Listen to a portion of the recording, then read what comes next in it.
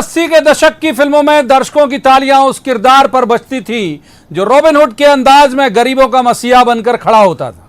क्या 70 के दशक का वो सिनेमा 28 सीटों के उपचुनाव के साथ सियासत में वापसी कर रहा है? सिनेमाई सी लग रही इस सियासी कहानी में ट्विस्ट आया एक बयान से।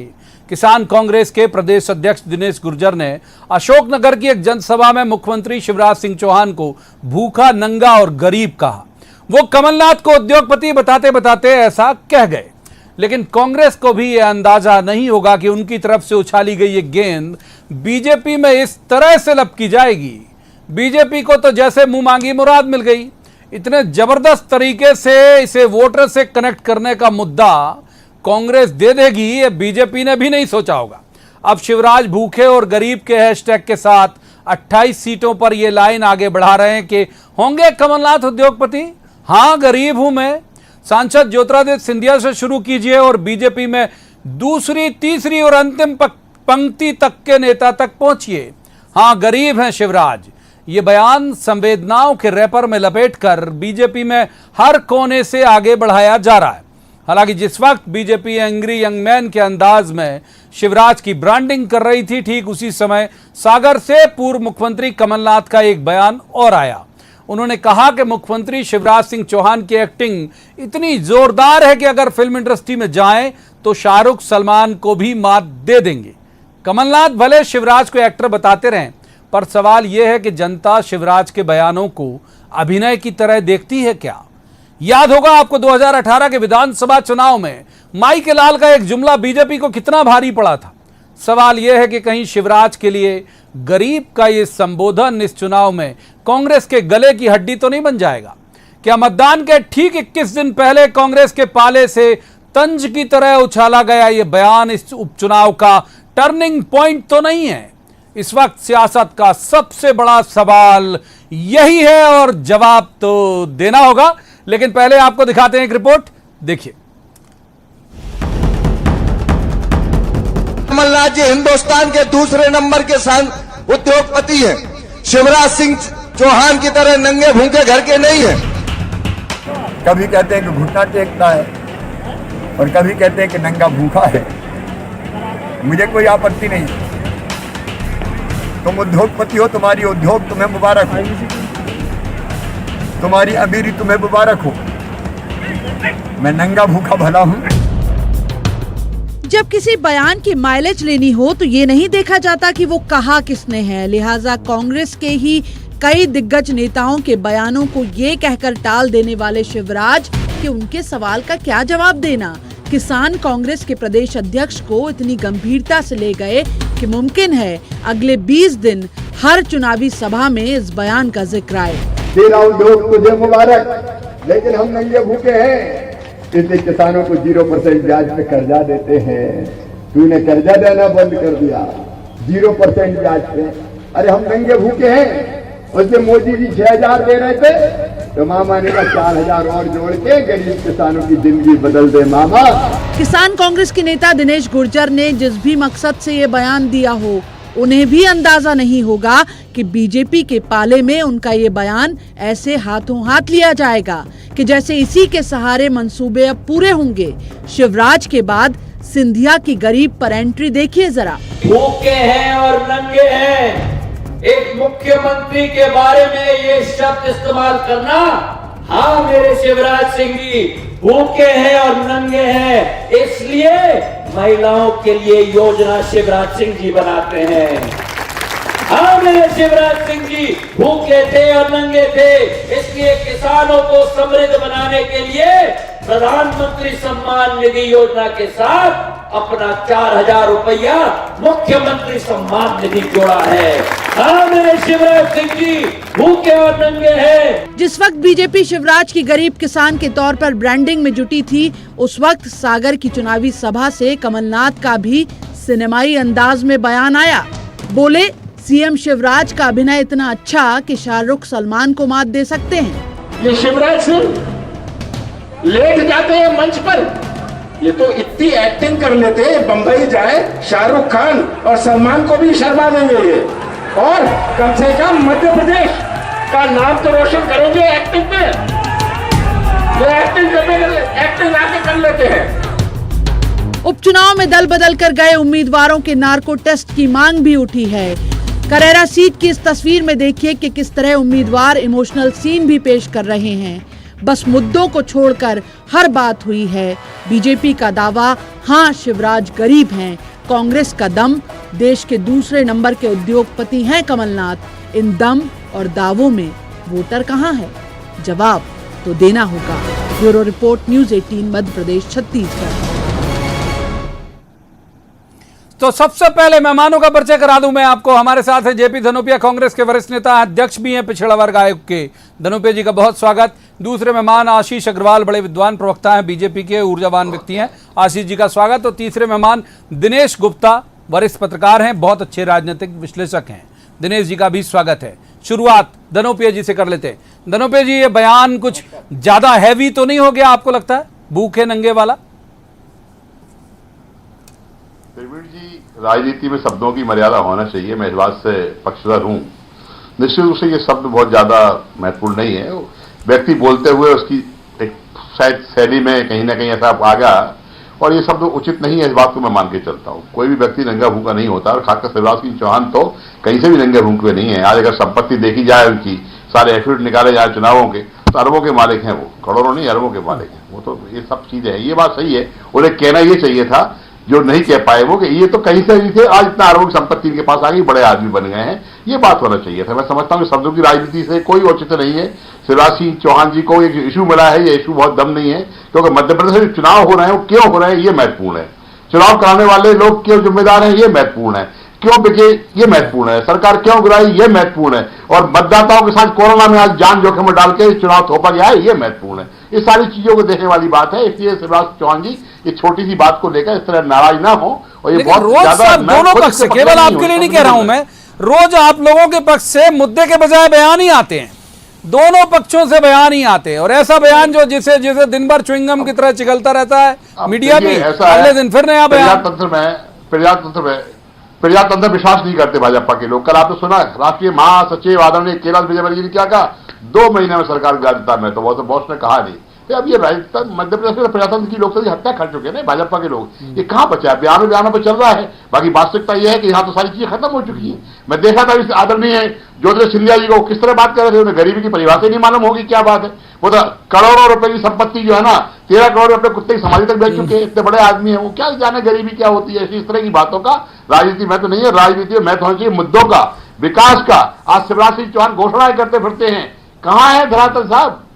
भूमि पूजन, लोकार्पण, शिलान्यास कहां? ठीक है, इस बात का। ठीक है। दूसरे मेहमान, पहला सवाल पर्याप्त वक्त दिया आपको, दूसरे मेहमान का रुख करूंगा आशीष अग्रवाल। आशीष जी, भूखे नंगे हैं शिवराज जी, तो मान लीजिए फिर क्यों इसको मुद्दा क्यों बना रहे हो आप? जो मुद्दा है उस पर बात करिए, आशीष अग्रवाल। प्रवीण जी, देखिए, मैं एक सुभाषित से अपनी बात प्रारंभ करूंगा कि मूर्खस्य पंच चिन्हानि गर्वो दुर्वचनम तथा क्रोधस्य दृढ़वादस्य परवाकेश नादरा। अतः मूर्खों के 5 लक्षण होते हैं: घमंड करना, अपशब्द कहना, क्रोध करना, हट करना और दूसरों की बात का अनादर करना। ये 5 के 5 लक्षण आज आपको कांग्रेसियों में दिख जाएंगे। आज इत्तेफाक यह है कि डॉक्टर राम मनोहर लोहिया जी की पुण्यतिथि है और आज उनके विचारों का दमन कांग्रेस ने किया है। कांग्रेस ने यह साबित कर दिया है कि कांग्रेस पैसे वालों की पार्टी है और भारतीय जनता पार्टी गरीब और वंचितों की पार्टी है। कांग्रेस ने आज अपने शब्दों से यह साबित कर दिया है कि कांग्रेस में धनबल चलता है और किसान और गरीब निर्बल होते हैं। यह किस तरह की भाषावली है?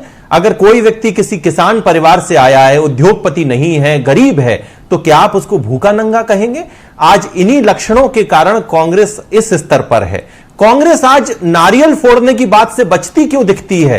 क्योंकि कांग्रेस की असहजता है कि 15 माह में जो नारियल कांग्रेस नहीं फोड़ पाई उस पर प्रश्न चिन्ह आते हैं। कांग्रेस को बताना पड़ता है कि क्यों किसान का कर्ज माफ नहीं हुआ, क्यों बेरोजगारों को भत्ता नहीं मिला, क्यों हर घर के आगे फूड प्रोसेसिंग यूनिट नहीं मिली, क्यों मेधावी छात्र के योजनाओं के बच्चों को फीस से अंतर होना पड़ा और अंत में बढ़ा क्या तबादला उद्योग। और आपने कहा कि देखिए दोनों तरफ से आते हैं, बड़ा ही एक कॉन्ट्रास्ट है।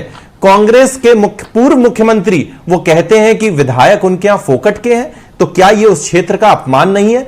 कांग्रेस के जीतू पटवारी कहते हैं एक माताजी को लाके कि कमलनाथ सरकार में क्या कमी थी और वो माताजी बता देती हैं। तो क्या सच्चाइयों को हम अब कागज के फूलों से छुपाना चाहते हैं? तो कांग्रेसी इस चुनाव को विकास आधारित मुद्दों पे ले जाएं। इस तरीके के अपशब्द अगर करेंगे तो जिस तरह से माई का लाल शब्द हमें भारी पड़ा था, ये नंगा भूखा इन्हें भारी पड़ेगा। तीसरे मेहमान पर्याप्त वक्त, पहले सवाल में दोनों को पर्याप्त वक्त देता हूं। मैं दिनेश जी का रुख कर लेता हूं।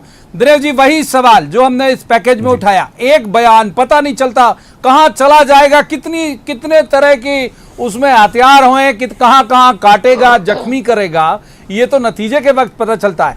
ऐसा ही बयान देखते हो क्या आप इसको भी? बिल्कुल प्रवीण जी, राजनीति में एक एक शब्द का महत्व होता है। हमने ये देखा कि एक बयान में जो है के कारण ही नरेंद्र मोदी जी देश के प्रधानमंत्री बन गए। अन्यथा जो है आप देखिए कि वो उस चुनाव से पहले गुजरात पर कोई फोकस नहीं था। हमने ये 2018 में मध्य प्रदेश में देखा है कि एक माई के लाल का असर कितना ज्यादा हुआ था। आज जो है जिस तरह से कांग्रेस पार्टी ने हमें स्टार्ट लिया था चुनाव कैंपेन का, आप मार्च से देखिए आप कि लगातार वो हमलावर थे, लेकिन आज कांग्रेस बैकफुट पर आ गई। जिसे कहते हैं सचिन तेंदुलकर जब खेलते थे तो नर्वस 99 उनके साथ बहुत चलता था।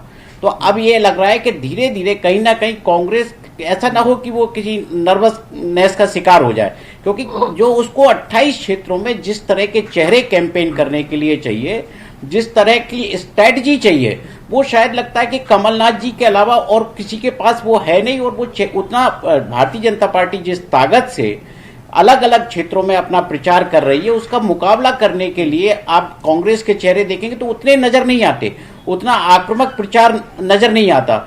तो निश्चित तौर पर जो स्थितियां हैं वो कहीं ना कहीं कांग्रेसियों को नीचे जमीनी स्तर से जो जिस तरह की जानकारी मिल रही है वो उनको निराश कर रही है, क्योंकि उन्हें बहुत सारे संसाधनों की आवश्यकता है, लोगों की आवश्यकता है। उन्हें लग रहा है कि ये जो है उचित अवसर है जिसका हम जवाब दे सकते थे, लेकिन जो है एक उचित मार्गदर्शन के अभाव में या उचित रणनीति के अभाव में इस तरह के बयानात जो है कांग्रेस पार्टी के लिए मुसीबत बनते जा रहे हैं।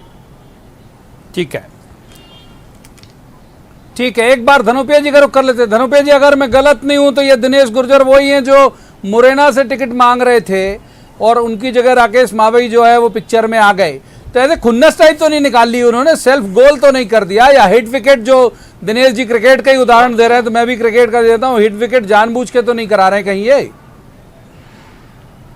नहीं जी, आप सही पहचान रहे हैं, दिनेश गुर्जर जी वही हैं, लेकिन ये उनकी निजी राय है कांग्रेस पार्टी का, उनके बयान से कोई लेना देना नहीं है। उन्होंने इस तरह जो बोला है मैं समझता हूं कि गलत है, उसकी कोई मर्यादा नहीं है, उसका कोई स्तर नहीं है। निश्चित रूप से इस समय चुनाव शिवराज सिंह चौहान की अमीरी और गरीबी के साथ नहीं हो रहा है, किसी व्यक्ति विशेष के साथ नहीं हो रहा है। यहाँ तो मध्य प्रदेश में मुद्दे उन पर है। आदरणीय कमलनाथ जी ने 27 लाख किसानों कर्जे माफ करे, ये विधानसभा के रिकॉर्ड पर है। आदरणीय कमलनाथ जी इस प्रदेश को शुद्ध के लिए युद्ध करने का जो मायदा था, जिसमें बहुत लोगों, गरीबों को, सबको राहत मिली थी, बड़े बड़े माफियाओं से मुक्ति दिलाई थी, गरीबों की पेंशन राशि बढ़ाई थी, पंडितों की, पुजारियों की मानदेय बढ़ाए गए थे। क्या नहीं किया मध्य प्रदेश के अंदर? आदरणीय कमलनाथ जी ने जिस तरह से मध्य प्रदेश को उद्योगों के मामले में आगे लाने का प्रयास किया, स्थानीय स्तर 70% लोगों को, युवाओं को रोजगार दिलाने की बात करी, सारी बातें हैं। कन्याओं की राशि बढ़ाई, बार बार चिल्लाते हैं, किसी की नहीं बढ़ाई। अरे आप बोलते रहिए, पहले बोलते थे एक किसान का नाम बता दीजिए, हम बता रहे हैं कि शिवराज सिंह जी अपने घर में पूछ लें, कमल पटेल किस्मत अपनी पत्नी से ही पूछ लें। ये सारी चीजें रिकॉर्ड पर होने के बाद अब चुनाव इस बात का है कि सरकार में क्या कमी थी। सरकार में कोई कमी नहीं थी, लेकिन सरकार क्यों गिराई गई ये सामने दिख रहा है। ये बिके हुए लोग हैं। आज मुझे बताइए, कहीं आपने देखा है कि जिस व्यक्ति ने जहां से इस्तीफा दिया वहीं से बिना विधायक के मंत्री बन गया और चुनाव लड़ रहा है? ये क्या हो रहा है? ये क्या है? ये लोकतंत्र की मजाक हत्या करने का षड्यंत्र है। कहीं सुना है आपने? अगर आपको बहुत ज्यादा वो था, आप बैठ जाते चुनाव लड़ने के लिए, बोलते मगर मंत्री बना दीजिए वरना मैं हार जाऊंगा। शिवराज सिंह चौहान जी के लिए परेशानी डाल दी। आदरणीय सिंधिया जी रो आ गए, कुछ नहीं, 14 लोग आशीष अग्रवाल 14 लोग मंत्री बना दिए। ठीक है जी, ठीक है। आज आपने कंप्लेंट भी करी है जनप्रतिनिधि चुनाव आयोग में, मैंने देखा है। आशीष अग्रवाल जी का रुख कर लेते हैं। आशीष अग्रवाल जी आज सागर में थे, एक मेरा सवाल भी ले लीजिए। सागर में थे आज कमलनाथ जी, सागर में थे, सुर्खी में एक रैली को संबोधित कर रहे थे। उन्होंने कहा कि मुख्यमंत्री शिवराज सिंह चौहान इतने अच्छे एक्टर हैं कि वो शाहरुख और सलमान को भी फेल कर सकते हैं। मुंबई यदि जाएंगे तो प्रदेश का नाम बहुत बड़ा रोशन होगा। आशीष अग्रवाल, देखिए प्रवीण जी, जब आप मुंह खोलते हैं तो या तो कुछ बेहतर कर सकते हैं या अपना नुकसान कर सकते हैं, और कमलनाथ जी हमेशा नुकसान ही करते आए हैं। शायद कमलनाथ जी अगर अपने नेता दिनेश गुर्जर की बातों के लिए माफी मांग लेते, इस मध्य प्रदेश के गरीब से, किसान से, शोषित से, वंचित से उनको नंगा और भूखा कहने के लिए, तो शायद बेहतर होता। ये एक्टर बताने से क्या हो जाएगा। बाद बाकी अगर एक्टिंग ये है कि शिवराज जी 23 मार्च से अपना शासन संभालते हैं और 40,500 करोड़ रुपए जनता के खाते में डायरेक्ट बेनिफिट ट्रांसफर के से पहुंचा देते हैं, तो ऐसी एक्टिंग भली है। अगर संबल योजनाएं जो बंद कर दी गई थी अगर वो प्रारंभ हो जाती है तो ये एक्टिंग भली है।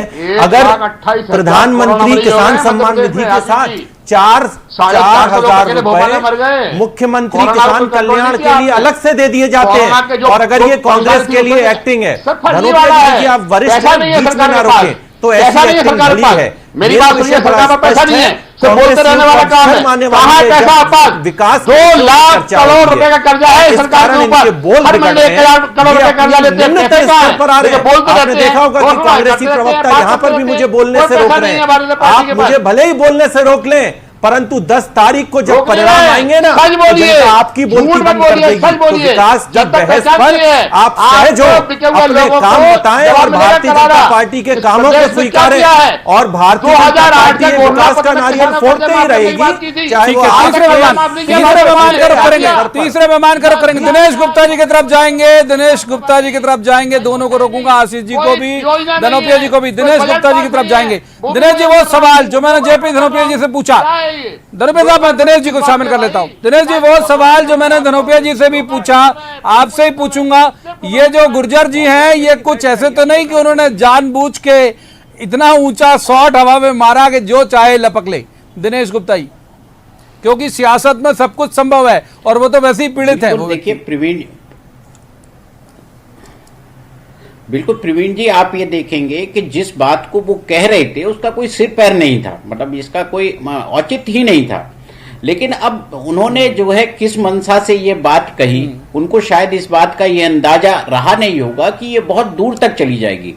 लेकिन आप जो है एक तरफ जो कमलनाथ जी का बयान है जिसका जिक्र हम कर रहे हैं कि कलाकारी की राजनीति, जो हमेशा 2018 में भी हम सुनते आए थे कि एक ही शब्द वो ज्यादा बोला करते थे, कलाकारी की राजनीति, और वो अभी भी उनका फेवरेट शब्द है।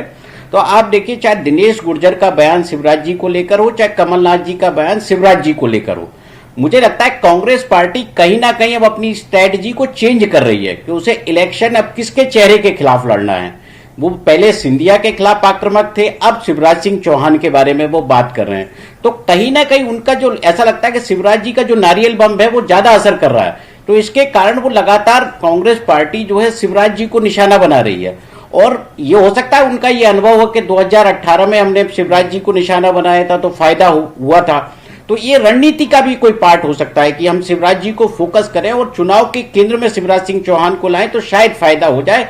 ये उद्देश्य भी मुझे लगता है कि पार्टी का कहीं ना कहीं होगा कि सारे नेता एक ही बात बोल रहे हैं, शिवराज सिंह चौहान और शिवराज सिंह चौहान।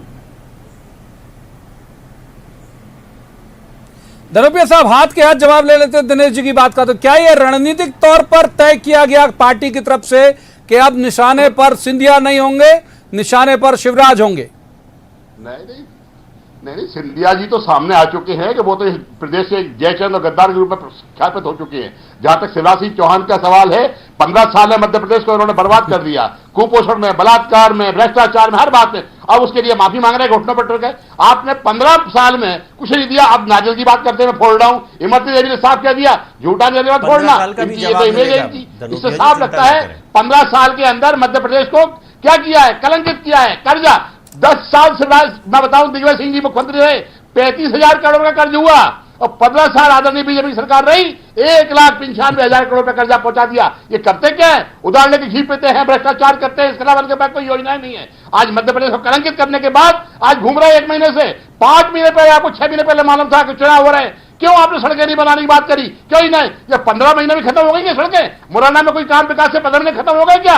भिंड में खत्म हो गए क्या? शिवपुरी में खत्म हो गए क्या? 15 साल में क्या किया था? तो विकास क्यों नहीं एजेंडे पे? विकास क्यों नहीं एजेंडे पे? भाषणों में शिवराज क्यों? हमारा विकास है, विकास क्यों नहीं एजेंडे पे? भाषणों में शिवराज क्यों? झूठ फरेब के व्यक्ति हैं शिवराज सिंह चौहान। बहुत झूठ बोलते हैं, बहुत घोषणाएं करते हैं, उन्हें खुद नहीं मालूम वो क्या कर रहे हैं। घोषणा करते हैं, भूल जाते हैं। आप बताइए, हर बार कहते थे 18 में स्मार्ट सिटी बनाऊंगा। ठीक है, अब आशीष अग्रवाल, आप आशीष अग्रवाल जी को शामिल करूंगा। वक्त बहुत तेजी से हाथ से फिसलता है हमारे। आशीष अग्रवाल जी को, आशीष जी के जवाब सुनते हैं। धनोपे जी आशीष जी का जवाब सुनते। आशीष जी सुना आपने, बहुत सारे आरोप इनकी तरफ से आए, जवाब। प्रवीण जी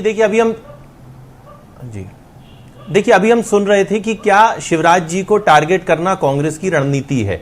मैं 3 अभी मुख्य आरोप जो उन्होंने शिवराज जी पे लगाए उनकी चर्चा करता हूं। सबसे पहले तो वो जब जनता के सामने नतमस्तक होते हैं तो इसका मजाक उड़ाते हैं। पूरा देश जानता है कि शिवराज जी प्रदेश की जनता को भगवान मानते हैं, लोकतंत्र को मंदिर मानते हैं और वो जनता के आगे नतमस्तक होते हैं। अरे ये तो वो लोग हैं जो एक परिवार के आगे नतमस्तक है। प्रवीण जी ऐसे नहीं चलेगा, मेरे क्रम पे ना बोल रहे, आपका संरक्षण चाहिए, ये कोई तरीका नहीं है। दूसरा विषय नंगा भूखा शिवराज जी को कहते हैं प्रहार कर रहे हैं।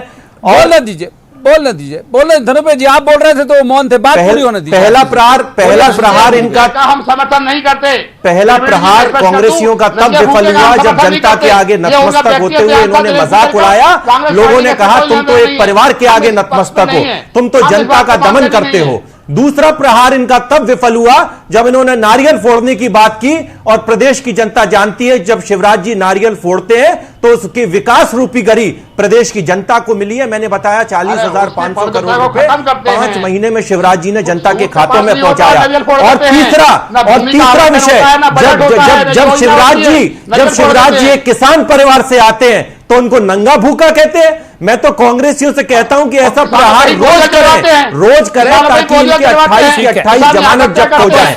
28 की 28 जमानत जब्त हो जाए। रोज यही है कि अब दिनेश गुप्ता जी को शामिल करूंगा, माफ कीजिए, तीसरे मेहमान का रुख करेंगे हम। दिनेश गुप्ता हमारे साथ हैं, वरिष्ठ पत्रकार हैं। दिनेश जी, आने वाले दिनों में हम तो लगातार छिद्रान्वेषण कर रहे हैं, रोज बैठके के बयानों पे ही चल रही पूरी सियासत, मुद्दे नदारद हैं। आप आशीष जी प्लीज देखिए, पर्याप्त वक्त दिया आपको भी और धनुपे जी को भी। दिनेश जी का रुख करें। दिनेश जी, मुद्दे नदारद हैं, वोटर दूर खड़ा होकर क्या सोच रहा होगा कि ये क्या कर रहे तमाम तरह के जो दोनों पार्टियों के बड़े नेता? देखिए, निश्चित तौर पे ये जो मुद्दा कांग्रेस पार्टी जो उठा रही है लेकिन उसको फोकस नहीं कर रही। भारतीय जनता पार्टी जिस विकास की बात करी, चूंकि वो सरकार में है तो वो तो अपने केवल विकास की बात करेगी। कांग्रेस पार्टी अपने जो 15 महीने का उनका जो कार्यकाल है, यदि उनके पास कोई उपलब्धि बताने के लिए नहीं है, शिवराज सिंह चौहान के मुकाबले में यदि आपको कुछ सामने रखने के लिए था तो वो किसानों की कर्ज मुक्ति। लेकिन आप खुद भटक रहे हैं। आप हर विधानसभा क्षेत्र में यदि किसानों की कर्ज मुक्ति की ही बात कर रहे होते तो शायद किसानों को लगता कि आप हमारी रोकना पड़ेगा। वक्त इतनी चर्चा की इजाजत देता है मुझे यहीं पर तीनों मेहमानों का मजबूरी में इसी वक्त शुक्रिया अदा करना पड़ेगा। लेकिन इस बात से मैं सहमत हूं दिनेश जी की कि जब आप मुद्दे लेके जाते हैं वोटर के सामने दोनों ही पार्टियों के लिए तो वोटर थोड़ा कनेक्ट करता है कि हाँ ये बात सही है। आरोप प्रत्यारोप कई बार अच्छे भी हो जाते हैं, बुरे भी हो जाते हैं। हमने पिछले चुनाव में देखा है, माइकल लाल उल्टा पड़ गया था। यदि ये बयान सहानुभूति की शक्ल में आ गया शिवराज जी के साथ तो कांग्रेस के लिए मुश्किल हो जाएगी। लिहाजा ऐसे वक्त में कोशिश यही करनी चाहिए और मुझसे ज्यादा सियासत की समझ रखने वाले लोग, बहुत ज्यादा बल्कि समझ रखने वाले लोग यहाँ पर एमपी में है और उन्हें एक बार पुनर्विचार करना चाहिए क्योंकि स्तर भी भाषणों का गिर रहा है और सूबा बदनाम होता है। आज की इस चर्चा में इतना ही। कल किसी खास मसले पर खास पैनल के साथ बैठेंगे और कहेंगे जवाब तो देना होगा। तब तक आप देखते रहिए न्यूज़ 18 मध्य प्रदेश छत्तीसगढ़।